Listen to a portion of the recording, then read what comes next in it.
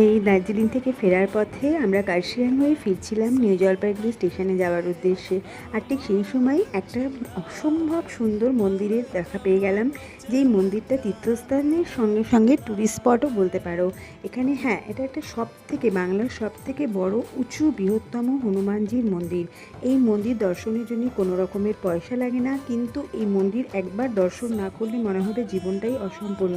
পাশে একটা I love Kurseong বলেও লেখা রয়েছে, আর তার ঠিক পেছন দিকে একটা চা বাগান রয়েছে, যেটাও ভীষণই সুন্দর, কিন্তু কোনো এন্ট্রি ফি নেই, তোমরা যে চাইবে সেই আসতে পারবে। এটা অনেক উঁচুতে অবস্থিত হওয়াতে প্রচণ্ড পরিমাণে হাওয়া দিচ্ছিল, আর তার চারিদিকে ভিউজটা ছিল অসম্ভব সুন্দর, যেটা বলেই বোঝাতে হয়তো পারবো না। যারা গেছো তারা হয়তো জানবে, আর তার জন্যই তোমাদেরকে বলছি তোমরা একবার ঘুরে এসো, আমাদের ভীষণ ভালো লেগেছে। আর এই কারণেই আমি এই ছোট্ট ভিডিওটা তোমাদের সঙ্গে শেয়ার করলাম। আমরা খুব মজা করেছি। আমাদের ভিডিওটা ভালো লাগলে